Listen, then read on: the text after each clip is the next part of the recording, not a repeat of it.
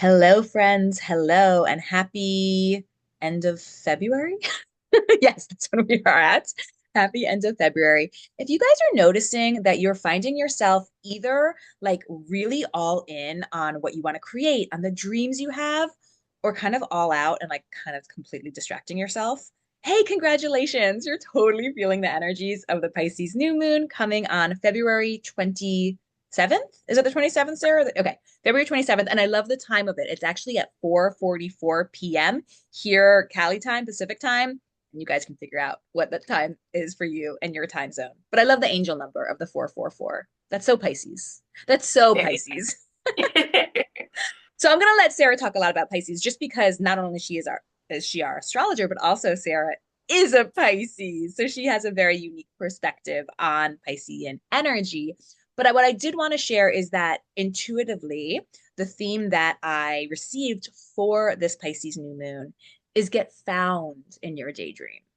And there's really this beautiful invitation that this lunation has for us to utilize our dreams, our desires as instigation for our life, as instigators in our life, and actually as a revolution for what we have right now, where others are trying to kind of impose themselves on us. It's like actually allowing ourselves to align to our dreams, to hold the vision and act toward those dreams regardless, is exactly the revolution that we need.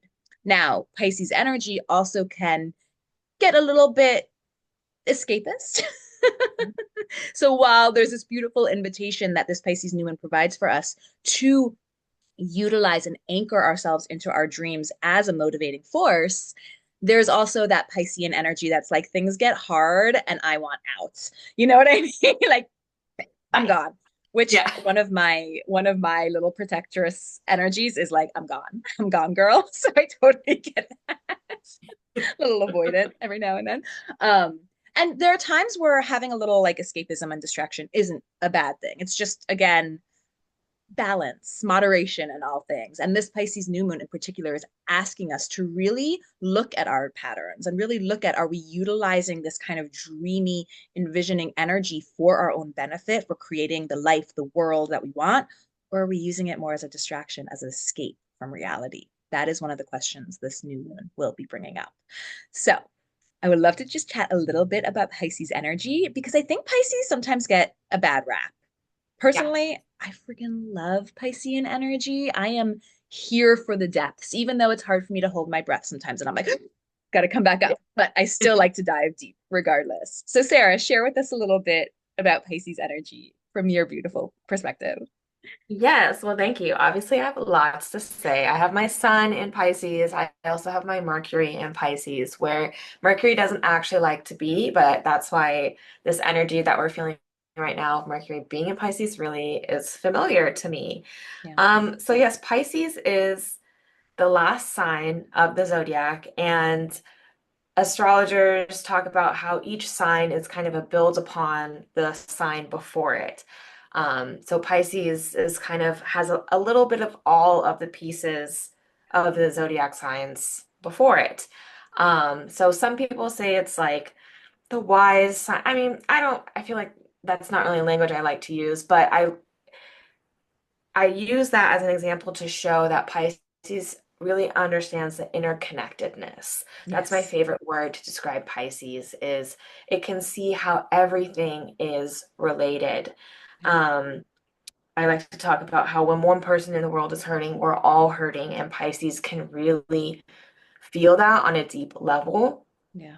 Um, Pisces is not necessarily, it's not an air sign, it's a water sign, right? And so it's more about what we're feeling and it's less about logic. This is why Mercury, a sign all about logic, doesn't really feel comfortable in Pisces because it's like, I don't understand where's the checklist, where's the Right. timelines. And But isn't Pisces also the mutable water sign? and So, it's a like, mutable water sign. right. Yeah. And water is already very adaptive. And then when you add the mutability, which are the most adaptive of those signs, it's Of like modalities. Yeah. Pisces is just super adaptive, which can be really great, but I think also can lead to a little bit of that chameleon kind of energy that can happen sometimes. Where like, I don't know who I am. I guess I'll be you. Yes, 100%.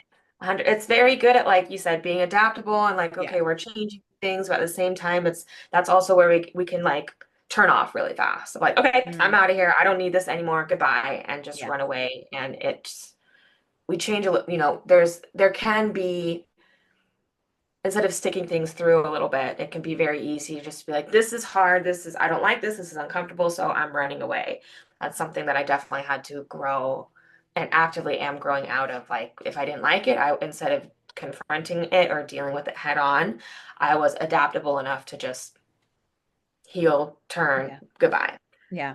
Which is kind of And with interesting because Pisces being the last sign of the zodiac is also the sign of closure. Yeah, It's the one that's like, we are done now. yeah. Right. So maybe for you, there's even an aspect. I mean, yes, you can definitely be like, oh, I'm running away, but maybe there's also a part of you that's like, that's just not for me. Like, I am done, donezo with that. Yeah. Yeah, there's definitely a Which big I can see. aspect of that for me. I also have Pluto in the first house, so it's a lot of all or nothing energy. Yeah. I'm 100% in, but if you like cross a line with me, it's like, oh, goodbye. But again, wa any water sign is going to get very deep. Yes. Yeah. So Pisces is that as well. It's also can be rather self-sacrificing, Hmm. because Pisces can really understand the needs of others. And so with that, it's easy to give yourself up to help other people and be willing, like helping other people is self-serving in a way. Yeah. But with that can also come like victimizing a bit, like, being the victim, because you like, oh, but I'm doing all these things and this Yeah. is happening to me. And so it can be a little hard to take yourself out of it and look at things a bit Yeah. more objectively. Yeah. Um, It's with that Pisces. drowning kind of energy that I think all of us water signs can get a little into, where it's like things like it's easy for us to allow ourselves to go deep and cry and bring up those kind of drowning energies. Um, yeah, it's interesting what you shared about Pisces, because Pisces is also very intuitive, very empathic. And when you shared about Pisces, you know, kind of being a little self-sacrificing, in some ways it is self-sacrificing, but in other ways it really is about making things feel better for the self because Pisces is so empathic. It's like when other people hurt, it hurts. I know myself as someone who's highly empathic and who is very clairsentient. When someone else is feeling an emotion that is painful and I'm tapped in, it hurts me too. Like it behooves me to help them because then I don't feel the It's pain too. self-serving. Yeah. Right, right. So while there is that element of it can be self-sacrificing, there's also the element of this helps them because of how empathic that Pisces Yes. energy can be.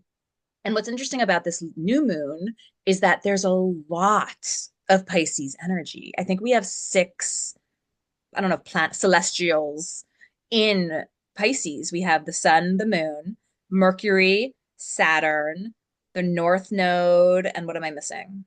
Oh, Neptune. Neptune. Yep. Neptune, right? All of those are in Pisces. And that's a lot of Piscean energy. That's a lot, especially for in a society where we are a bit more logic driven and a bit more, um, have to see it to understand it, because Pisces also rules other realities, other Yeah, realms that yeah, are not here, what we can see right in front of us. right. And the That's why spiritual, it's really, exactly, that's why it's connected to spirituality and our guides and our intuition, because it's tapping into things that we can't see, but we can yeah, feel. yeah, yeah. And so we were, I mean, we always feel with the moon, right? That's what the moon is all about. But don't be surprised if you are definitely feeling a little bit more emotive with this new moon. And just note that there is a lot of really beautiful potential to utilize this new moon for manifestation, but it's a little bit more of a kind of detached manifestation than maybe a very active, like Aries new moon might be, where it's like, I'm going to do the things, I'm going to make it happen through my actions alone. This new moon is a little bit more about surrender. Mhm. And when I connected it intuitively, I actually had this really interesting sensation that I've now learned how to interpret. But it's a sensation of like trust falling backwards, but there's no one catching you. And there's also no ground. So there's like no impact, right? And at first it's like, ah, I'm falling, ah. But then it's like, wait, if there's no impact, like, am I falling or am I flying? Right? Right? So Oh. yeah, I had this same exact somatic experience happen in one of my programs I was in, and that's what came to me. It was like, am I falling or am I flying? So now every time spirit gives me that sensation, I know what the message is look at it from a new perspective. Are you Mm. falling or are you flying? This is about, can we change our perspective? Can we actually look at this with a bit more empowerment, a bit more optimism? And this Pisces new moon is bringing in a lot of optimism for us, a lot of optimism. Jupiter is forming kind of like a square with this Pisces new moon. Often we talk about squares as being kind of frictiony, as I like to say, but Jupiter comes in as like, yay, we're gonna make things bigger and we're happy about it and luck is on our side and all that lovely Jupiter energy. So even though there's a square, it still is bringing in a lot of optimism. But do know, Jupiter just expands whatever you've got going on. So if you're noticing that you're finding yourself getting really distracted and just escaping, Jupiter is going to grow that for you during this new moon. Whereas if you decide, I'm actually going to take some time with this new moon and get very intentional about what are my dreams? What am I envisioning? How can I see, like, even scripting it out, doing some journaling? Jupiter will expand that for you. So you have this beautiful like choice. I mean, we always have choice, but you have this beautiful invitation and opportunity with this new moon to really feed your dreams, your visions for the future, or kind of just disassociate. Those are your options. Yeah, that's what's going on. And two, it's about bringing the sense of like compassion and Yeah. interconnectedness into your future and your hopes and what you are wanting Ooh, yeah. um, for the future, really, because Jupiter is about, the future and what we want in the future, essentially. And I love that you shared that too, because I think having that kind of compassion that you just mentioned is what allows our dreams to be fueling as opposed to being draining. Because there are certain moments in time, I'm sure everyone, I know I've experienced this, Sarah, I know you have, this is something we've talked about before. Those watching, hopefully this is something you resonate with as well. But there are moments in time where the things that we dream can feel far away. And it ends up feeling like it's something that is stealing from our energy more than it's energizing us. But when we come to it with this kind of Jupiter energy of compassion and with some of that Piscean belief in ourselves or just belief in general and spirit, we can actually come back to that place where our dreams can feel energizing and fueling as opposed to feeling draining of us. So I'm glad that you mentioned that because I think that's something that this Jupiter square does bring to the table for this new Right. moon. And we Um, don't have to get lost in the details of right, how this new moon and setting intentions as well. That's more air, right, Mercury. It's really right. about dreaming big without getting into the details of it. We don't have to have the details in order to allow the dream to be. Yes, which brings me right back to the theme that I intuited, which is getting found in your daydream. I love what you just said. Don't get lost in the details. Instead, get found in the way that your daydream feels to you. Mm-hmm. Let that be the catalyst. Let that be kind of like the guide light, the lighthouse for you with this new moon. Now, just a little bit more astrologically, some things that are happening. We mentioned Jupiter being kind of square to this new moon. We also have, at least what I saw in my research, we have a little bit of a trine between this new moon and Mars in Cancer. And what's interesting about it is that this lunation, Mars is finally direct. Now, Mars is still in Cancer, which Mars doesn't really like. And as a Cancer Sun, Cancer Rising, Cancer Venus, I don't like either. I'm just going to say, like, I'm so friggin' ready for Mars to get the hell out of my side. Sarah and I have been laughing about this for weeks now. Um, for weeks. But Mars is direct. Mars has been retrograde since January 6th, and Mars goes direct on February 23rd, right, Sarah? Am I right about that? Yeah. It's Yeah. been retrograde since December 6th, but Oh, it's sorry, been December. retrograde in Cancer since January Yes. 6th. Yeah, Thank which you. That's is right. It was where it really retrograde did. Yeah. retrograde in Leo for a month before retrograde. So Mars has been retrograde for a while, you guys, since the beginning of December. So just having Mars station direct is going to feel like we get a little bit more boost of momentum. Um, I mean, there's still a little bit of time of just kind of like processing all that we went through during the retrograde, but there is a little bit more of just like, oh, things are actually moving again. Oh, things are happening. Oh, I'm not dealing with that same, I'm trying to schedule something. And then I realize I have all these scheduling conflicts all the time, which is Right. kind of what's been happening for me. Working Um, backwards. I'm gonna just Yeah, open my door because my dog is barking and wants to come in, but I'm still here. We're still chatting. I'm just we're gonna go still here. for so we also have that trine with Mars, and then we also have Venus, who's going to be, I believe, is Venus retrograde for this lunation, Sarah? It's not, but it's No. just a few days after. So Okay. Venus goes retrograde on March 1st, so Okay. two So days like after. 3 days. Yeah. Yeah. But it's going to be really slowing down. On the 28th is when it's stationed still, which is actually when a planet is most potent to us. It's when the planet is closest to Yeah. Earth. So there's a really strong Venus energy with this new moon as well. And Yeah. Venus will be in Aries at the time of this new moon, where again, it's not very comfortable there either. We have a lot of uncomfortable planets at the time of this new moon. Um, yeah, it just means it's not a bad thing. It just means we kind of have to work a little bit harder because the planet is like either doesn't want to be there and it's just like, I'm not going to do my thing. So we have to work a little bit harder in order to bring the energies of those planets forward. Or depending on if it's debilitated or in fall, which is just different levels of weakness, it kind of does want to be there, but it just is at a disadvantage. Yeah. I'm trying really hard, but I don't have all the tools to Yeah. be myself in this sign. So either way, we just need to work a little harder for Oh my these God. Mercury, Mars, Venus, which is our mind is Mercury. Venus is the things that we value, Yeah. um, Relationships and relationships, finances, yeah. and then Mars is our motivation, our desires, and the way we assert ourselves. So all of those are in signs where they're not comfortable, so they're already weakened. And all three of those are actually going to go retro, or Mars has been retrograding, Venus is going retrograde at the beginning of March, and Mercury is retrograding halfway through March. So all of those Yep. things are just a little weakened for this Yep. next month. And Yeah. what's so interesting, I mean, it's very interesting, but also makes total sense, like as above, so below. I think so many of us are feeling like, I don't like this. I don't want to be here with it like this. I don't, you know what I mean? I have to work hard. Like it's just A rough start to it's been a 2025. really it's been a really rough start to 2025, but there's a lot more beautiful things still coming. Now, I do also want to say that this Pisces new moon is kind of the start of eclipse season as well, because it's the start of a new moon phase, and the next lunation we have, which is a full moon in totally blanking right now, Sarah. Full moon Sorry, in my Virgo, lunar eclipse in Virgo, Virgo. that's right. Full moon in Virgo, and it's also a lunar eclipse.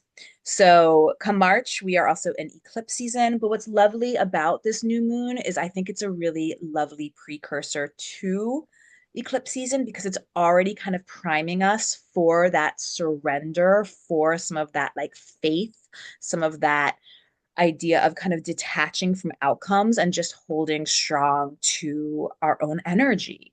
That is often what eclipse season asks of us. And already this new moon is allowing us to kind of manifest within those energies of surrender and faith, which I think are going to take us through eclipse season in a really more supportive way. And we'll talk a lot more about eclipse season come March, especially with Mercury and Venus being retrograde for a lot of eclipse season as well. And if you're looking for a little extra support, because eclipse season can be intense, if you're just looking for a little extra support, please check out the Intuitive Moon community. We have live moon circles. We'll be meeting up and doing intuitive reads. And we also are going to have a support circle just for eclipse season in March for our community as well, because we all will need it. We'll all need it. So just know that that's there. If you want more information, you can check out the Intuitive Moon community linked below. Anything that we're missing here, Sarah? No, I think we covered it all. It's last thing I just want to say is that, this new moon will connect with all of those planets that aren't Pisces because the new Yeah. moon happens at the top of Pisces, and so it'll connect with Saturn, Mercury, the North Node, and Neptune. And all is that to say is all of those energies will be coming into these intentions that we're setting. So there is a lot of, stability. Our mind will come into it. So there's some power with the intentions that we set with this new moon. Yeah, yeah, definitely. I would say spending some time getting really intentional with your dreams, with your visions is a really great way to work with the energy of this new moon. And also getting really intentional with your relationship to faith, your relationship to your belief system in what you're creating, or even your belief system in something much larger than yourself, which is also very Piscean as well. That connection to divine, getting really comfortable with the idea of faith and knowing that faith doesn't have evidence. Like faith is the thing that we hold on to when the evidence shows us otherwise very often. Um, Faith doesn't need proof. If it needs Mhm. proof, it's not faith.